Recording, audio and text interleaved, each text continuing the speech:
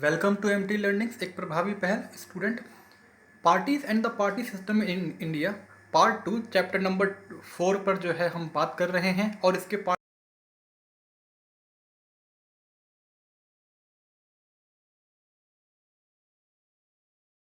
कि इंडिया के अंदर वन पार्टी डोमिनेंस कैसा रहा है, कांग्रेस सिस्टम कैसा रहा है।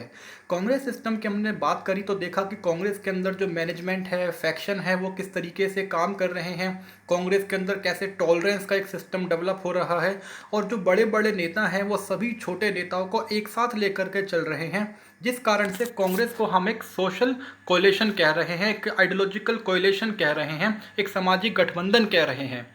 1967 तक आते आते कांग्रेस की हालत थोड़ी कमज़ोर होने लगी थी। कांग्रेस के अंदर जो बड़े नेता थे उनकी मृत्यु हो चुकी थी, नेहरू की मृत्यु हो चुकी थी, शास्त्री जी की मृत्यु हो चुकी थी। और धीरे धीरे कांग्रेस के अंदर कई बड़े नेता ऐसे थे जो आपस में ज़्यादा टकराव की स्थिति में थे। अंदर जो है कांग्रेस के अंदर सत्ता को लेकर के, पावर को लेकर के संघर्ष होना शुरू हो गया था। और यही कारण है कि धीरे धीरे कांग्रेस के प्रति जो लोगों की नाराज़गी थी वो बढ़ती जा रही थी, जो कि 1962 के युद्ध के बाद शुरू हो गई थी।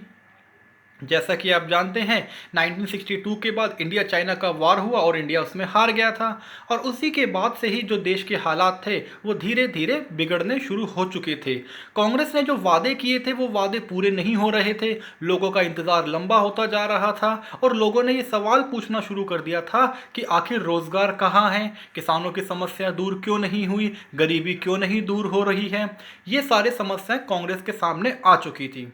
इसी परिप्रेक्ष्य में आ गया 1967 का चुनाव और कांग्रेस के डोमिनेंस के साथ ही टू पार्टी सिस्टम का दौर भी शुरू हो चुका था। ऐसा नहीं था कि कांग्रेस समाप्त हो चुकी थी, बल्कि कांग्रेस के समक्ष एक बड़ा मजबूत ध्रुवीय या कहें कि पोलर तैयार हो चुका था। 1967 के इलेक्शन में राम मनोहर लोहिया एक अपना ही गणित निकालते हैं और उनका ये मानना होता है कि कांग्रेस को जो वोट मिला है वो लगभग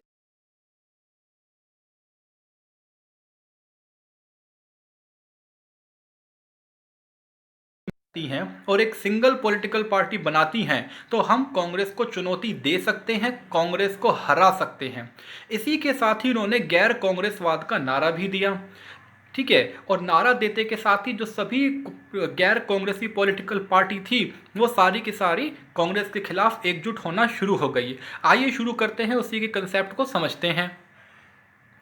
इलेक्शन की परिस्थितियां कैसी हैं उसको समझिए। देखिए 1967 के इलेक्शन में देश के अंदर एग्रीकल्चर प्रोडक्शन डिक्लाइन कर रहा है, फूड की शॉर्टेज हो रही है, फॉरेन एक्सचेंज डिक्लाइन कर रहा है, इंडस्ट्रियल प्रोडक्शन जो है हमारा एक्सपोर्ट वो भी डिक्लाइन कर रहा है। ठीक है। धीरे धीरे जो भारत की जो मिलिट्री एक्सपेंडिचर्स हैं वो भी तेज़ी से बढ़ रहे हैं, जिस कारण से भारत उसको पूरा नहीं कर पा रहा है। तो अलग अलग प्रकार से भारत के सामने नई नई चुनौतियां उभर के सामने आ रही हैं। और आम जनजीवन से छूने वाले जो अर्थव्यवस्था है, महंगाई है, दाम, सब्जियों के दाम है, अनाज के दाम है, वो तेज़ी से बढ़ते जा रहे हैं और दूसरी तरफ लोगों को रोज़गार नहीं मिल रहा है। तो एक प्रकार का घेटो की सिचुएशन आ गई है, यानी कि लोग कुंठित महसूस कर रहे हैं कि अब हम किस रास्ते पर चले, क्योंकि कांग्रेस के सामने कोई ऐसी पार्टी नहीं थी जो कांग्रेस को रिप्लेस कर सके।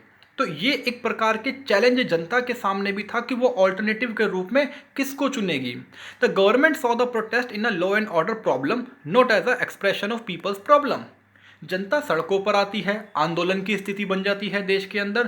कांग्रेस को ये लगता है कि ये जो आंदोलन की स्थिति है ये सामान्य है, ये क्या है, जनरल है।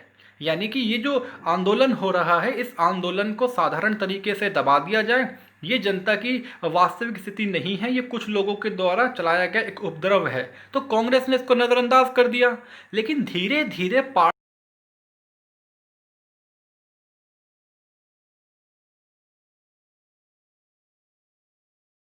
हिंदुत्व की राजनीति भी कहीं ना कहीं शुरू हो चुकी थी। इसी के साथ ही जो राम मनोहर लोहिया हैं उन्होंने गैर कांग्रेसी दलों को एकजुट करना शुरू कर दिया था। 1967 इलेक्शन से पहले ही कांग्रेस के जो है कई, एसएसपी की बात करें, सीपीआई, सीपीआईएम और नंबर ऑफ कई रीजनल पार्टी जो है वो आपस में कोलिशन बना रही थी। स्टेट लेवल पर कोलिशन बना रही थी, अलग अलग लेवल पर कोलिशन बन रहे थे।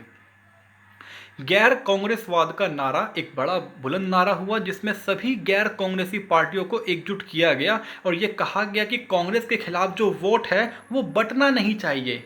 यानी कि कांग्रेस के खिलाफ वोट एकजुट रहना चाहिए, बंटना नहीं चाहिए। और समाजवादी नेता राम मनोहर लोहिया ने जो है गैर कांग्रेसवाद का नारा दिया था। इनका जो थ्योरेटिकल एस्पेक्ट था वो नेक्स्ट पार्ट में पढ़ेंगे। और यही इसी प्रकार से कांग्रेस के ऊपर एक धीरे धीरे दबाव बढ़ता जा रहा था। कांग्रेस के पास कोई बड़ा नेता नहीं था, वो चुनाव में किस रूप में चुनाव लड़े। इंदिरा गांधी एक कमज़ोर नेता रही हैं उस दौर में। इलेक्शन का रिजल्ट आता है, वर्डिक्ट आता है। तो इलेक्शन का वर्डिक्ट को जब भी हम समझते हैं तो इसको हम इस रूप में समझ सकते हैं कि वर्डिक्ट जो है वो कांग्रेस के खिलाफ गया। कांग्रेस सत्ता में आई है, ऐसा नहीं है कि कांग्रेस हार गई थी। केंद्र सरकार में कांग्रेस की सरकार बनी, लेकिन कांग्रेस को वो बहुमत नहीं मिला जैसा कि पहले मिल रहा था। 9 राज्यों में कांग्रेस की सरकार खत्म हो चुकी थी, हार चुकी थी और गैर कांग्रेसी सरकारें बन चुकी थी, जिसके अंदर कई पॉलिटिकल पार्टीज शामिल थी। पॉलिटिकल एक्सपर्ट्स ने इसको पॉलिटिकल अर्थक्वेक के रूप में माना, इसको जो है एक जॉल्ट के रूप में माना। ये कांग्रेस के लिए झटका था और कांग्रेस के अंदरूनी राजनीति के लिए भी एक झटका माना गया। उसका बड़ा कारण ये था कि कांग्रेस के अंदर जो बड़े बड़े नेता थे, जिनको सिंडिकेट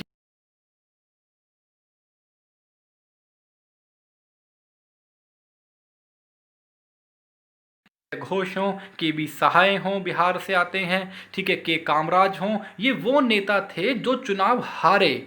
और ये नेता कांग्रेस के साथ साथ कह ले कि इंदिरा गांधी की सरकार में मंत्री भी रहे हैं। तो जो मंत्री रहे हैं वही चुनाव हार गए, तो आप मान लीजिए कि कांग्रेस की क्या स्थिति रही होगी और इंदिरा गांधी की क्या स्थिति रही होगी। इसी प्रकार से जो है इंदिरा गांधी के खिलाफ एक मोर्चा तैयार होता चला गया और वहां से 2 पार्टी सिस्टम की शुरुआत हो गई। कांग्रेस लगभग 9 राज्यों में हारी, जिसमें से पंजाब, हरियाणा, उत्तर प्रदेश, मध्य प्रदेश, बिहार, वेस्ट बंगाल, उड़ीसा, मद्रास, केरला और वो तमाम राज्य हैं। और इसमें से कई राज्य ऐसे हैं जहां पर कांग्रेस दोबारा नहीं आ पाई, जैसे कि तमिलनाडु है, कांग्रेस यहाँ दोबारा नहीं आ पाई है। उत्तर प्रदेश में भी बात करें तो कांग्रेस का जनाधार धीरे धीरे खिसकता चला गया। वेस्ट बंगाल में भी कांग्रेस का जनाधार धीरे धीरे खिसकता चला गया, ठीक है। केरला के अंदर भी कांग्रेस कमजोर स्थिति में है, ठीक है। तो इन कई राज्य ऐसे हैं जहां कांग्रेस हारने के बाद दोबारा एक मजबूत स्थिति में आज तक नहीं आ पाई। और तमिलनाडु के अंदर तो डीएमके और उसके से निकली हुई पार्टी एआईडीएमके का वर्चस्व आज तक बना हुआ है और कांग्रेस वहां दोबारा अस्तित्व में नहीं आ पाई है। तो आप समझिए किस प्रकार से जो है 2 पार्टी सिस्टम चलता रहा। 1977 तक जो है ये 2 पार्टी सिस्टम चला है, ठीक है। तो 2 पार्टी सिस्टम को हम आगे रीड करेंगे नेक्स्ट वीडियो में। वीडियो को लाइक कीजिए, चैनल को सब्सक्राइब कीजिए। बहुत बहुत शुक्रिया वीडियो देखने के लिए। Thank you so much.